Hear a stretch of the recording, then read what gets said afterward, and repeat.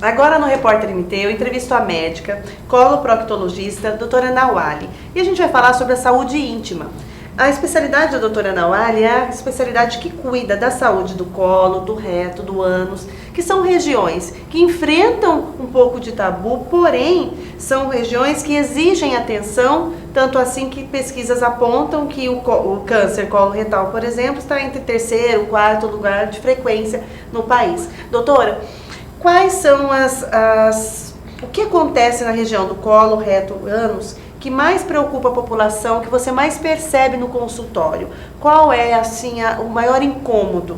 São dores, hemorroidas? Eu percebo que, com relação aos fatores de risco, os pacientes eles têm muita preocupação no motivo genético, né? Assim, um antecedente familiar já ter tido.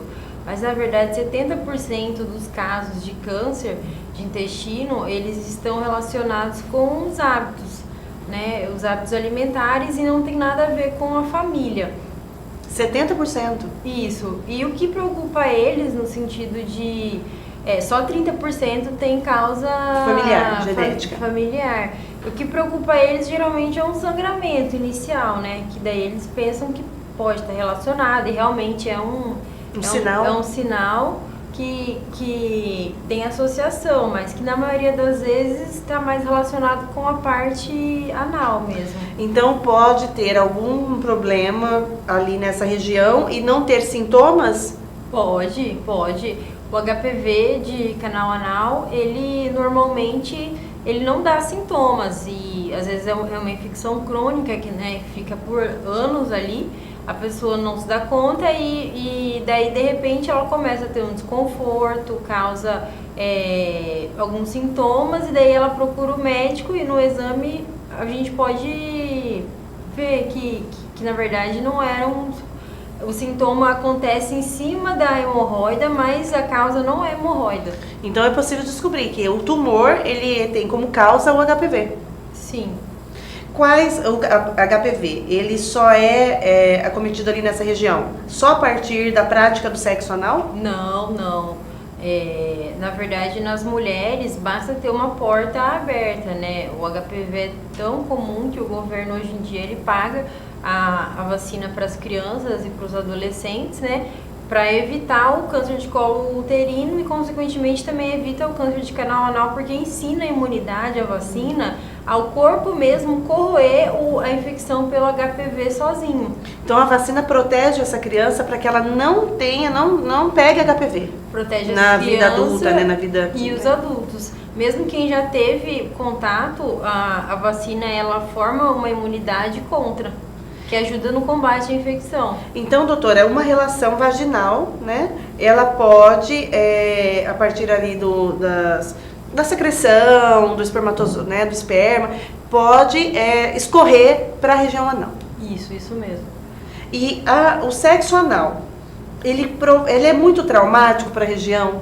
Ele é algo que tem que ser pensado? Ele é contraindicado?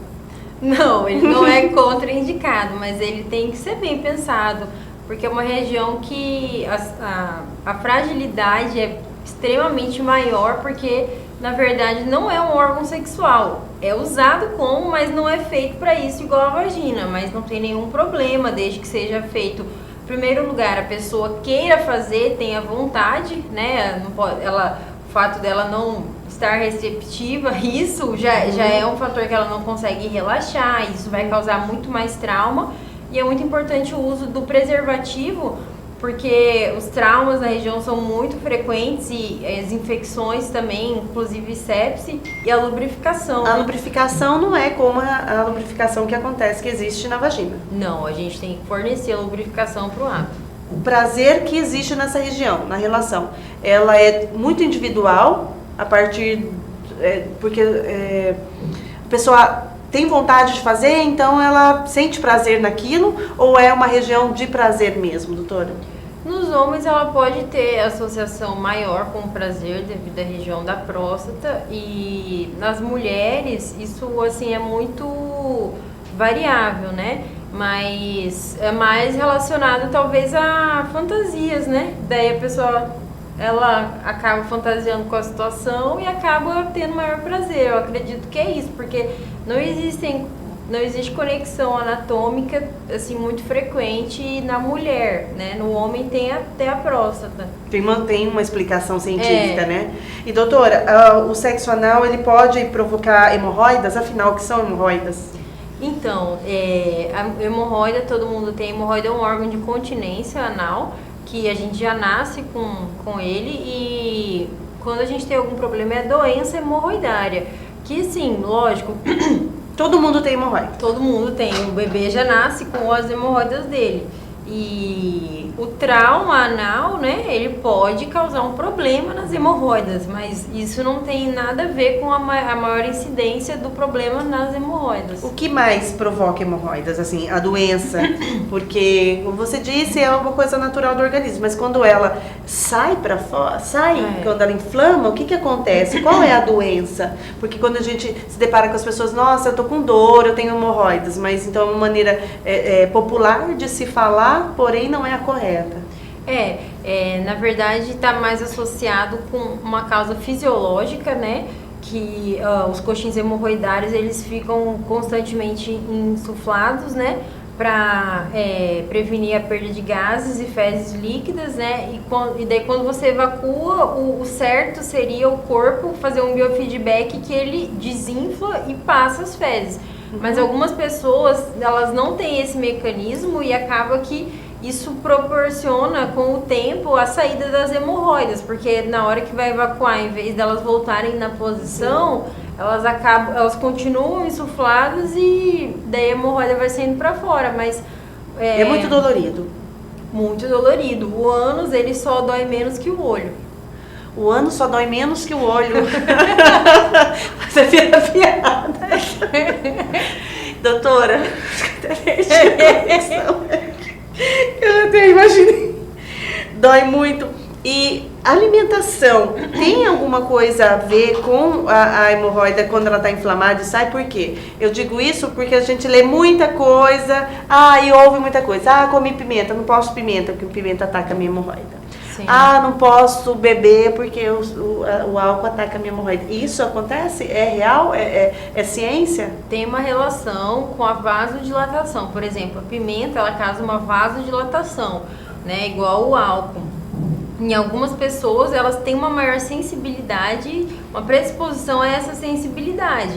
Mas outras pode ser que não.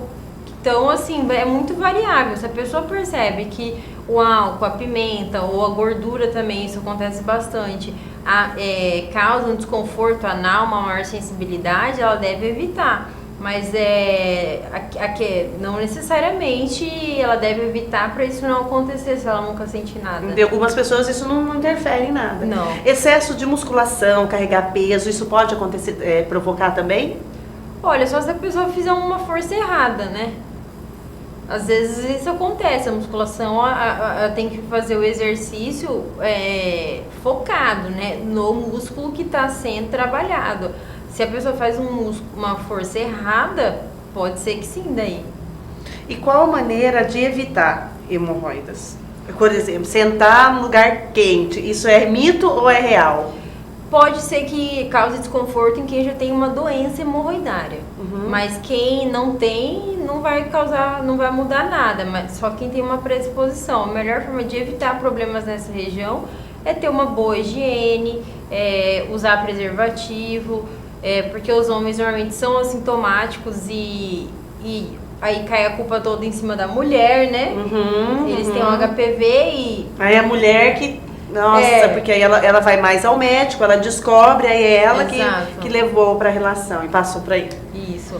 Então, acho que é basicamente higiene, cuidados de alimentação de forma com que as fezes elas não fiquem ressecadas, né? E saiam grandes e pastosas, mas não grandes e ressecadas. E tem que ser macio. Isso!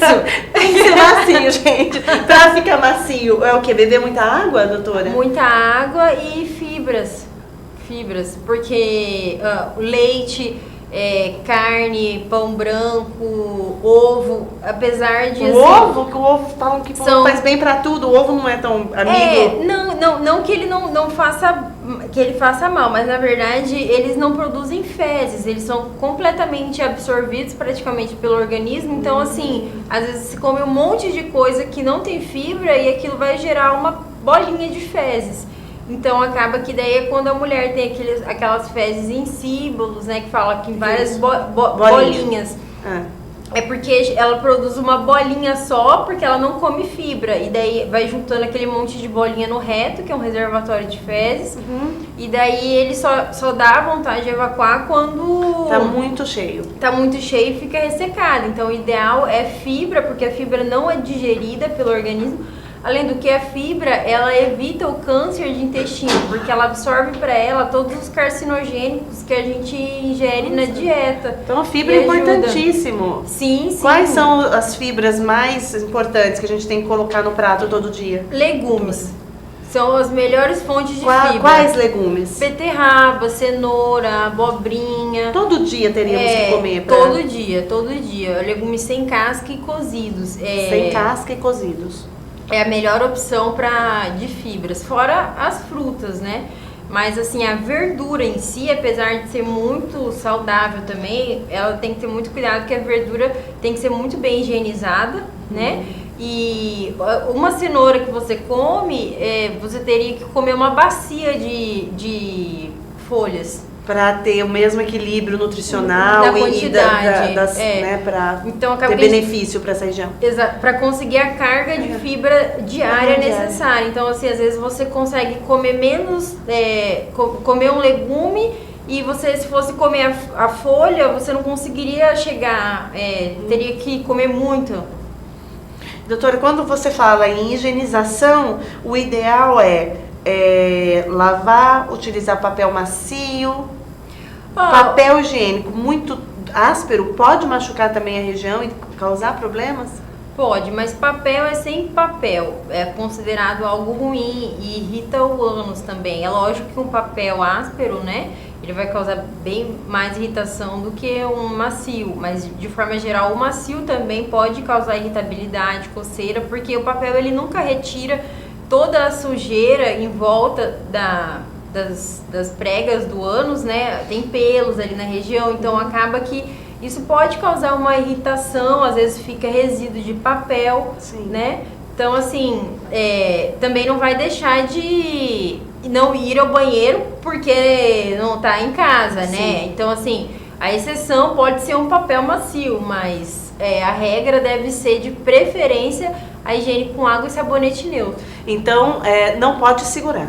Não pode segurar. Sentiu vontade no banheiro, deu dor de barriga, pede com licença e vai no banheiro. A gente tem essa coisa de ter muito tabu, né? Vergonha. Ai, falar que vai no banheiro faz... Nossa! As pessoas seguram, então tem essa... E isso pode fazer mal. Pode causar a doença hemorroidária. Segurar as fezes. Sim. E doutora, falando de higiene neutro de glicerina, e aqueles sabonetes que são antibacterianos, que tem, eles têm contraindicação para essa região? Eles podem, ao invés de eliminar as bactérias, causar algum problema? Podem propiciar, porque eles ressecam muito a pele, tiram a imunidade da pele, né? Esses sabonetes antibacterianos, eles ressecam a pele, causam coceira e facilitam, às vezes, o desenvolvimento de uma fissura. Nossa, e a questão de depilação? O que você acha? Qual é a sua posição em relação da depilação nessa região anal? Eu sou 100% a favor. Mas com cera ou laser. Gilete jamais. É melhor sim. Será que alguém passa gilete lá? A doutora já viu o paciente chegar no consultório cortado de gilete porque tentou depilar lá atrás assim? Sim. Principalmente os homens. Que é muito difícil eles acharem, mas é porque é difícil o acesso, né? Vários pacientes eu já indiquei, olha, é bom você fazer uma depilação com cera, mas eles não acham quem faça esse serviço, então eles acabam indo pro lado da gilete, que não é bom também, que é pior, né? Pior, que pode machucar, pode cortar. Irritação, gilete nunca. Então cera ou laser? Isso. E isso, então, o pelo nessa região, ele não serve para proteção. Olha, assim, pode ser que quando o homem andava sem cueca, a mulher sem calcinha, né? Assim, no mato. Naquela. Exato. Ele ajudava bastante, né? Mas hoje em dia. A doutora fala, gente, eu visualizo. Acho que você em casa também tá visualizando a cena. Assim, hoje em dia eu acho que ele dificulta a higiene, né? Uhum. Ele acaba juntando resíduos ali em cima do pelo, né? Fica um pouco mais assado, facilita bem, mas tem que ser uma depilação que não cause irritação nem trauma. E com cautela, com um profissional. E não é uma coisa obrigatória, são mais geralmente para pessoas que têm um pouco mais de sensibilidade, desconforto. Eu não peço para todos os meus pacientes se depilarem, é só aquele paciente que eu percebo que ele precisa focar mais nesse tipo de higiene sem papel, e daí facilita, né? Doutora, para finalizar, o assunto ele vai com tanta fluidez que já foram 20 minutos, mas eu vou trazer a doutora Nawali mais vezes aqui. A doutora já falou dos vegetais, mas assim, quais atitudes saudáveis que a gente tem que ter, né? Porque, como você disse, né, 70% de casos de câncer coloretal, eles são provocados por maus hábitos. E a doença hemorroidal, falei certo? Hemorroidária, sim. Hemorroidária, eu tô falando certo, médica. Também, então quais, assim, 3 dicas para que a gente tenha essa saúde nessa região, colo, reto e ânus? Porque todo mundo tem, né? Sim. E é uma região muito dolorida, como você disse, quando ela está em desequilíbrio. Sim, eu acho que a primeira coisa é a ingestão diária de legumes e frutas, no mínimo 2 litros de água por dia, e a higiene com sabonete neutro, de preferência glicerinado, ou pode ser um sabonete íntimo, ou tem alguns sabonetes mais apropriados, mas um sabonete neutro. E uso de preservativo se é adepto a sexo ou não. Se a pessoa é adepta.